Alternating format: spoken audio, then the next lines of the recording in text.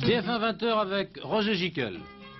Sommet franco-allemand, l'optimisme. Demain, publication d'une déclaration commune sur la crise internationale. Libye, l'ambassade de France mise à sac pour l'ambassadeur. Il ne s'agissait pas de manifestations spontanées, mais organisées par le gouvernement. États-Unis, dépôt de vin piégé. 8 parlementaires américains acceptent de l'argent d'un faux émir. C'était un homme du FBI. 79, triste année pour les salariés, baisse du pouvoir d'achat de 0,3% pour les ouvriers et de 2% pour les cadres. Bonsoir. Depuis quelque temps, les sommets franco-allemands, les rencontres Giscard-Schmitt étaient regardées par les observateurs que nous sommes comme des rencontres de routine. Eh bien cette fois-ci, en ce moment, et depuis hier soir, on peut parler d'un vrai sommet et d'une densité exceptionnelle. C'est presque, depuis 15 heures, un conseil des ministres franco-allemands, comme si les deux gouvernements siégeaient ensemble. Il y a des raisons graves à cela, il y a aussi des raisons ordinaires. Ce qui est grave, bien sûr, c'est la situation internationale. Comment l'Europe doit-elle faire face en restant l'Europe alors qu'elle est divisée? Les Anglais nous le montrent bien. Et ce qui est habituel, mais important tout de même, ce sont les questions techniques qui approfondissent la solidarité franco-allemande dans les domaines pratiques, concrets d'aujourd'hui. Compte rendu de cette deuxième journée du sommet, Bernard Volcker. La France et l'Allemagne vont publier demain une déclaration commune sur la situation internationale. Paris et Bonn veulent en effet pouvoir, entre les États-Unis et l'Union soviétique, mener une politique particulière, sans bien entendu remettre en cause les liens spéciaux avec l'Amérique. Cette position franco-allemande prévoira un partage des responsabilités au sein du monde occidental face à l'invasion soviétique de l'Afghanistan. Elle sera aussi une réponse aux demandes des États-Unis qui exigent des sanctions. Paris et Bonn exposeront donc avec précision leur position sur toutes les questions qui découlent de la crise internationale, notamment par exemple les Jeux Olympiques, les sanctions économiques, l'aide au Pakistan, le renforcement de l'OTAN, le désarmement. La déclaration franco-allemande pourrait aussi comprendre un appel à l'URSS pour lui demander de sauvegarder la détente. Messieurs Giscard d'Estaing et Schmitt feront demain, en début d'après-midi, une déclaration commune pour conclure ce sommet qui a été à tout point de vue exceptionnel, également en ce qui concerne le nombre de ses participants. Tous les avions officiels allemands ont été mobilisés aujourd'hui pour emmener à Paris les 11 ministres qui participent au sommet franco-allemand. Jamais dans l'histoire de deux pays on n'avait assisté à un pareil déplacement d'hommes politiques, à une coopération aussi étroite, puisque ces rencontres franco-allemandes ont lieu 2 fois par an depuis 17 ans. Le général de Gaulle et le chancelier Adenauer ont posé en 1963 les fondements d'une institution qui n'a aucun équivalent dans le monde. Sont arrivés à Paris cet après-midi les ministres allemands des Affaires étrangères, de l'économie, des finances, de la justice, de l'éducation, de la coopération économique, de l'agriculture et plusieurs secrétaires d'État. Chacun de ces ministres va voir son homologue français pendant 2 jours pour étudier les projets en cours, en préparer de nouveaux. Il n'y a finalement aucun secteur de l'activité politique, économique et sociale qui n'est pas touché par la coopération franco-allemande. Prenons un exemple. Celui d'un ministre allemand arrivé cet après-midi, Volker Hauff, chargé de la recherche scientifique. Mes entretiens sont centrés sur 3 thèmes importants. Coopération sur la recherche énergétique et les techniques énergétiques dans le domaine nucléaire et non nucléaire. Et là, nous avons avec la France une coopération excellente. Deuxième thème, Ariane, l'avenir du lanceur, qui se présente, je dois le dire, très bien après la réussite du premier lancement. Nous allons étudier l'avenir industriel de cette fusée. Troisième point, le satellite de radio et de télévision. Plus exactement, les satellites, car nous allons en lancer 2. J'ai envoyé la semaine dernière un projet d'accord à mon homologue français, et ce projet d'accord sera sûrement signé très bientôt. C'est un cortège de plus de 25 voitures qui a conduit les ministres allemands dans Paris.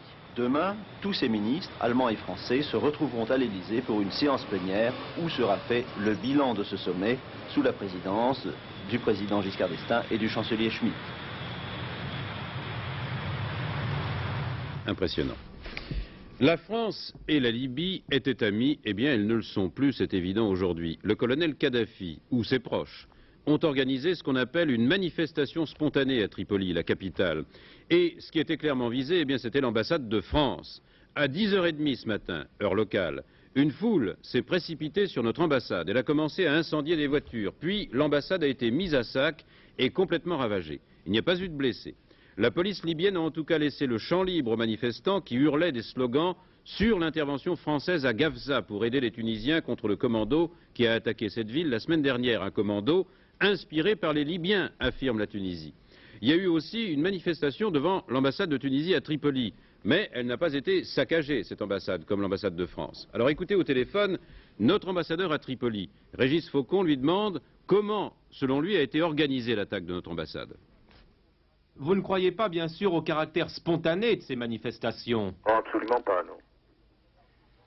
Est-ce que vous voulez dire qu'elles auraient été encouragées par les autorités? Je pense que c'est une manifestation qui a été organisée, de toute façon. Organisée par qui? Par les autorités. Et par qui voulez-vous que la manifestation soit organisée? Est-ce que cette manifestation était prévisible il y a peu de temps? Comment était le climat, si vous voulez, vis-à-vis de la France? Eh bien, un climat assez tendu. La presse a accusé la France d'intervenir militairement en Tunisie et a souligné qu'une présence militaire française en Tunisie était constituée une menace pour la Libye.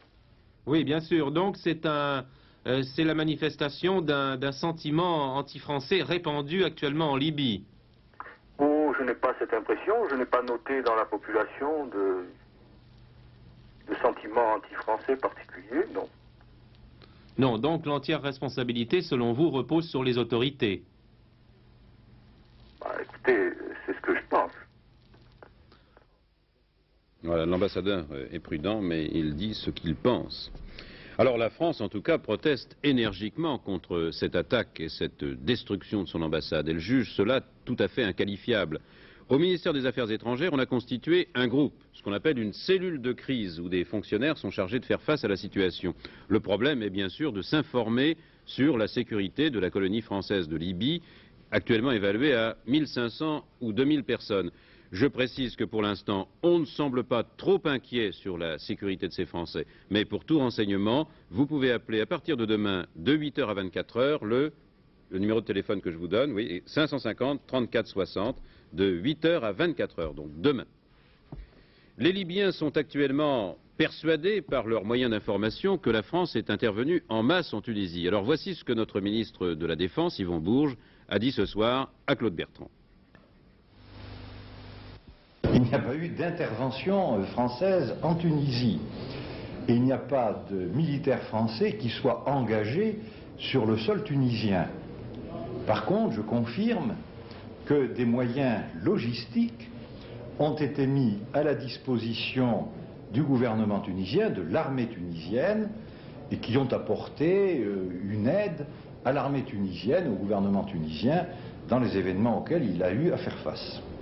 Il y a la fourniture de 2 avions et de 2 Pumas qui sont des moyens de transport non armés qui ont aidé l'armée tunisienne qui avait des moyens insuffisants mais dont je tiens à dire que l'armée tunisienne est très largement équipée par des matériels français, que nous avons des assistants militaires techniques français auprès de l'armée tunisienne, en particulier sur le plan des écoles, essentiellement de l'instruction et de la formation. C'est de l'assistance technique, ce n'est pas de l'intervention.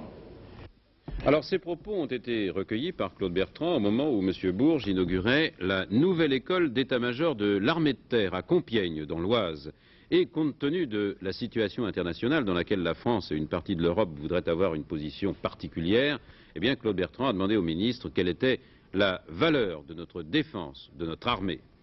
Écoutez la réponse. Mais je pense que l'armée française est en effet capable de remplir les missions qui lui sont assignées et qu'elle a aujourd'hui une capacité nettement améliorée par rapport à ce qu'elle était il y a quelques années. Il ne faut quand même pas oublier que l'armée française a dû faire une reconversion tout à fait fantastique depuis 1962, que la France dispose aujourd'hui d'une force de nucléaire de dissuasion dont personne ne saurait mettre en doute la validité, l'efficacité. Ce sont là des réalisations tout à fait remarquables et exceptionnelles et qui marquent bien en effet que la France a un outil de défense valable et à la mesure de notre politique. Voilà. Cette dernière phrase est à retenir. Pendant la guerre du Vietnam, l'Amérique avait été bouleversée et avait eu honte d'elle-même quand elle avait appris que des officiers américains avaient organisé de véritables massacres dans les villages. L'affaire du massacre de My Lai vous est sans doute restée en mémoire. Eh bien aujourd'hui, on a toutes les raisons de penser que l'opinion publique soviétique n'aura même pas l'occasion de s'interroger, parce qu'elle n'en sera pas informée, sur le massacre de Kerala, un village afghan proche de la frontière pakistanaise. L'information sur ce massacre est partie du correspondant de l'agence France-Presse au Pakistan. D'après les témoignages recueillis auprès de nombreux réfugiés, le village de Kerala aurait été rasé par l'armée afghane en avril 79, avant donc l'intervention soviétique. Mais ce seraient des conseillers soviétiques qui auraient organisé ce massacre, tuant par centaines, avec l'armée afghane, les hommes et les adolescents. Régis Faucon a joint le correspondant de l'AFP par téléphone pour savoir d'où venait cette information. J'ai pu apprendre par les Pakistanais que ce massacre avait bien eu lieu. Il est confirmé, il paraît indéniable. Le problème, c'est de savoir combien de gens ont été tués. La présence des soldats soviétiques n'est attestée que par les rescapés du massacre, en particulier les femmes et les enfants qui n'ont pas été tués et qui étaient rassemblés dans la mosquée. Les femmes ont affirmé qu'elles connaissaient très bien l'officier soviétique blond et aux joues roses qui passait régulièrement dans leur village. Kerala, en effet, est situé tout près de la garnison de Chagasarai, la capitale provinciale du Kunar, et il est très probable que les soldats passaient régulièrement dans le village et que donc ces conseillers soviétiques, dont on a depuis longtemps la preuve qu'ils aidaient l'armée afghane, ces conseillers soviétiques donc étaient présents. Voilà, le témoignage du correspondant de l'AFP à Peshawar qui a donné cette information.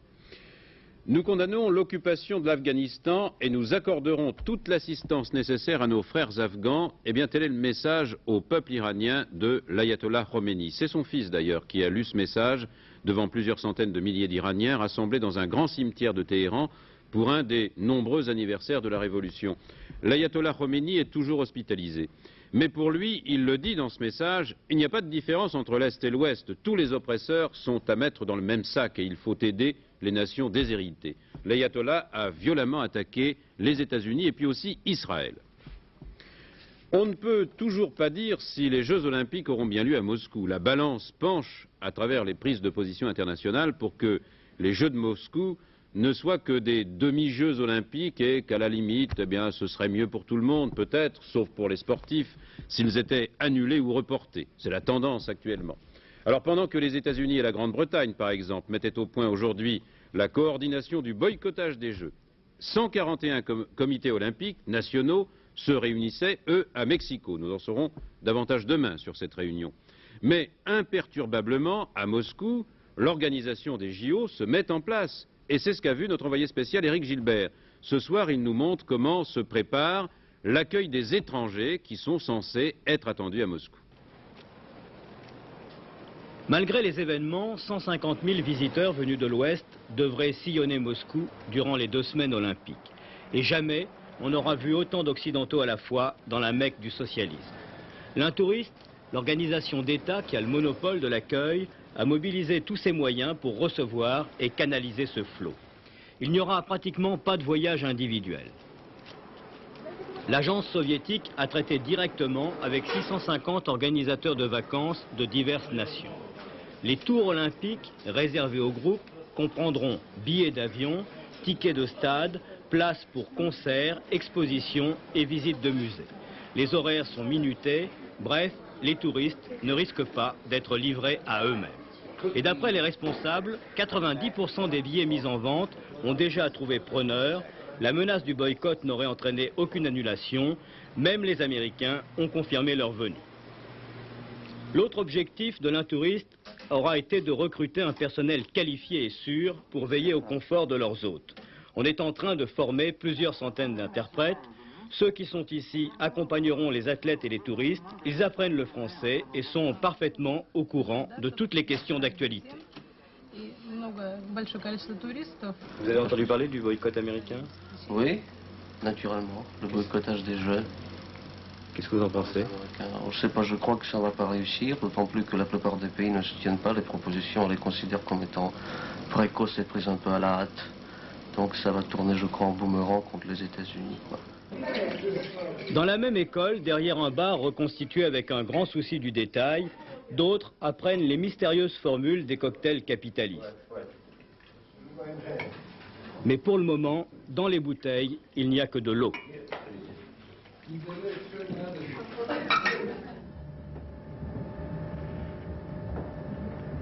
Même souci de perfection en ce qui concerne l'art de la table. Plusieurs hôtels et restaurants réservés aux étrangers ont été ouverts pour les jeux et on manque de serveurs et de maîtres d'hôtel. L'un touriste en a recruté un certain nombre parmi les étudiants de l'université de Moscou. En fait, rien n'a été laissé au hasard. En prévision des photos souvenirs, on a même fait briller les coupoles des églises.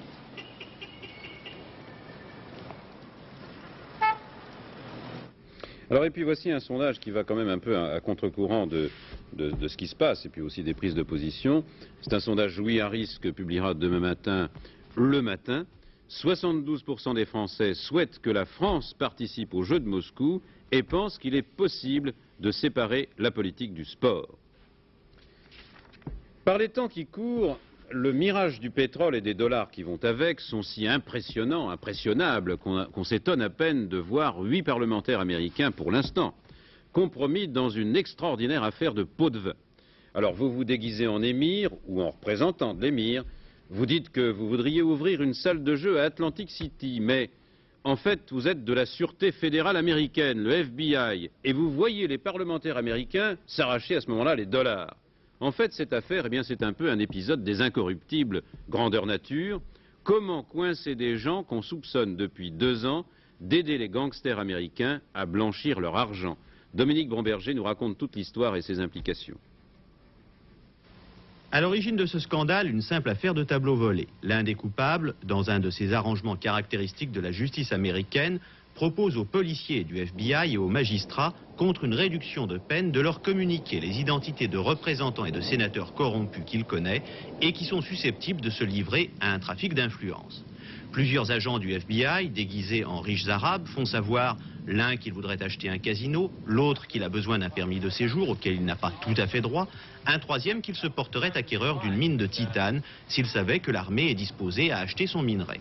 Une maison de Washington est spécialement équipée de caméras pour filmer les transactions, car selon le FBI qui distribuera pour 500 000 $ de pots de vin, soit plus de 200 millions de centimes, les législateurs contactés proposent d'eux-mêmes ou par le truchement d'intermédiaires d'arranger l'affaire contre des sommes variant de 20 000 à 50 000 $. Ce genre d'enquête n'aurait peut-être pas été possible en France, où l'on aurait parlé de provocation policière. En fait, ici, aux États-Unis, pour qu'un piège policier annule toute possibilité de poursuite judiciaire, il faut que les manœuvres de la police conduisent directement la personne visée à commettre un crime auquel elle ne serait pas disposée à se livrer dans d'autres circonstances.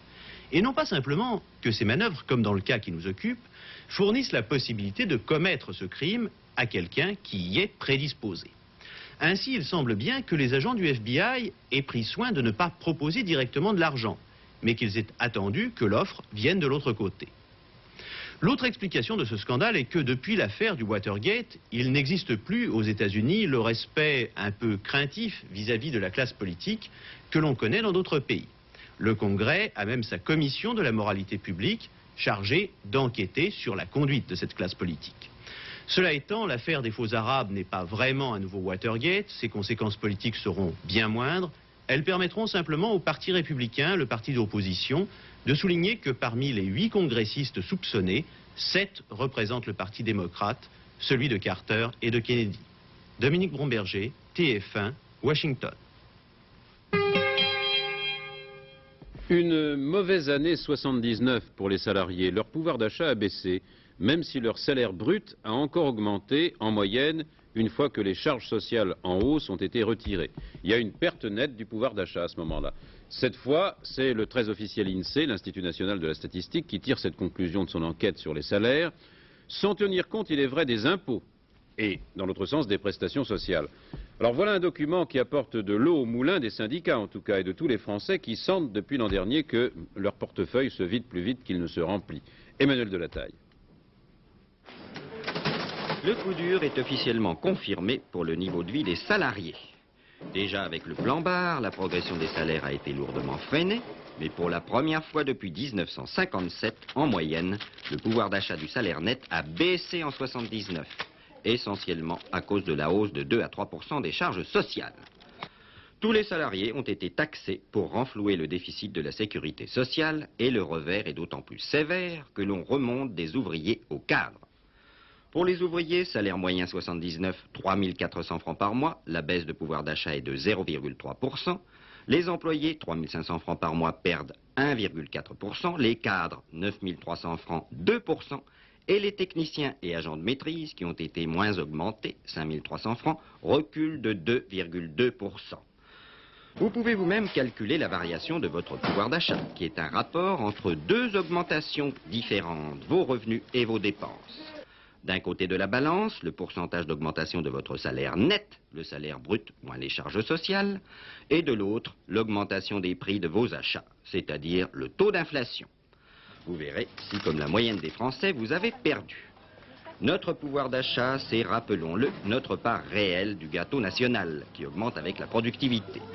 Si le pouvoir d'achat a doublé en 20 ans, c'est qu'une meilleure organisation a permis de produire 2 fois plus de richesses, plus ou moins justement réparties, par travailleur. Pourquoi soudain la baisse du pouvoir d'achat? Parce que depuis la crise, le gâteau s'accroît 2 fois moins vite et que le plan Barre a modifié le partage.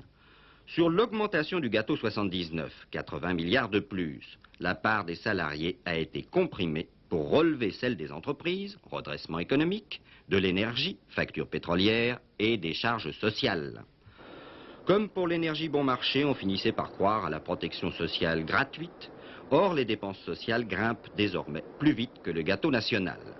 Le gouvernement veut convaincre les Français que la sécurité sociale se paye cher et que ce sont eux qui la payent. Avec la baisse du pouvoir d'achat 79, c'est une démonstration pénible. Rhodésie, attentat contre 2 autobus, attentats qui ont fait 14 morts et 24 blessés, tous africains, et qui n'ont pas été revendiqués. Hier pourtant, le gouverneur britannique, Lord Solms, accusait les guérilleros de M. Mugabe d'être les principaux responsables des violations des accords de paix et annonçait qu'il était décidé à entreprendre contre eux une action extrêmement énergique. L'Union soviétique a manifesté avec éclat aujourd'hui son soutien au régime pro-vietnamien du Cambodge en recevant en grande pompe le chef de la République populaire du Kampuchéa, M. Heng Sarim. Réception qui a permis de constater que M. Léonid Brejnev était en meilleure santé puisqu'il s'était déplacé personnellement, accompagné de 3 autres membres du Politburo pour accueillir M. Samri. Au municipal partiel, d'ici les Moulineaux, défaite de la gauche et le candidat de la majorité, M. Audebert, qui a été élu au 2e tour, il a battu M. Ducolonnet du Parti communiste, qui logiquement aurait dû l'emporter facilement si le report des voix à gauche s'était effectué normalement. À noter que c'est la première élection partielle significative depuis l'invasion soviétique en Afghanistan et le soutien franc et massif des communistes français à l'Union soviétique. 3 présidents de conseils régionaux réélus aussi, en Franche-Comté, M. Edgar Faure, en Bourgogne, M. Pierre Jox, Parti socialiste, et enfin dans la région Rhône-Alpes, M. Paul Ribert, UDF. Francis Collat, 26 ans, et son complice Gilles Hinchelin, 18 ans, recherchés tous deux pour le viol de 2 étudiantes danoises jeudi dans les locaux de la CFDT de Longwy et pour diverses agressions et un hold-up ont été arrêtés. Le premier hier soir dans la banlieue de Verdun, après un bref échange de coups de feu avec la police, qui n'a fait aucun blessé, et le second ce matin. À propos du baccalauréat, un sondage Sofres réalisé pour Télé 7 jours. Près de 3/4 des Français, 74%, pensent qu'il devrait être supprimé et remplacé par un système de notation continue sur l'ensemble des études secondaires. 2 morts, 14 blessés après l'explosion dans un immeuble de la banlieue de Caen ce matin très tôt. 2 des 5 étages ont été entièrement détruits. Responsable de cet accident, sans doute une fuite de gaz dans les canalisations du dernier étage. Quelques mots à propos du mauvais temps. Dans la Manche, près de La Hague, un voilier de 8 mètres, le Rombo, surpris par la tempête, a fait naufrage la nuit dernière. 4 des 6 occupants se sont noyés, 2 autres ont pu gagner la côte à la nage, soutenus par leurs brassières de sauvetage. Si vous êtes en montagne, attention aux avalanches, et surtout dans les Alpes, le Redoux en est la cause. En Savoie, en Haute-Savoie, plusieurs routes sont coupées et plusieurs villages isolés, notamment le village du Tour et le village de Valorcine. Toujours à cause du mauvais temps et de la pluie qui tombe à verse sur la France depuis plusieurs jours maintenant, eh bien de nombreuses rivières sont en crue, notamment dans le département de l'Eure et puis dans toute la Normandie. Alors justement, c'est un temps toujours humide, mais toujours très doux sur toute la France. Par exemple, 14 degrés à Clermont-Ferrand et 20 degrés à Perpignan, aujourd'hui à 13 heures. Mais aux fortes pluies à basse altitude s'ajoutent souvent en ce moment de très fortes chutes de neige au-dessus de 1500 mètres. D'où un risque d'avalanche important, comme on vient de le voir. Demain, temps pluvieux et doux, qui va donc persister, et en montagne, il neigera au-dessus de 1500 à 2000 mètres. La zone pluvieuse se situera le matin des régions méridionales aux Alpes et aux régions de l'Est, et puis peu à peu, elle sera suivie, cette zone, par l'Ouest, d'un temps plus variable et plus frais, avec alternance d'averses et d'éclaircies, accompagnées de fortes rafales de vent, comme ces jours derniers. Parmi les nombreux reporters de TF1 que les événements ont conduits au Cambodge ces temps derniers, il y avait Jackie Cargaillan. Et Jackie a eu l'occasion d'aller au célèbre temple d'Angkor Wat, une des merveilles du monde qui fut utilisée comme dépôt de munitions par les Khmers rouges. Angkor Wat est toujours là, au milieu de la jungle. Et c'est là, souvenez-vous peut-être, qu'il y a 10 ans, en juillet 70, 2 journalistes de la télévision trouvaient la mort dans leur mission d'information. Ils s'appelaient Raymond Meyer et René Puisseau. Ces images de Jackie Cargaillan veulent saluer leur mémoire, mais rendre aussi hommage à tous les journalistes qui payèrent de leur vie la couverture des événements qui secouent cette région depuis longtemps et où les temples, eux, demeurent.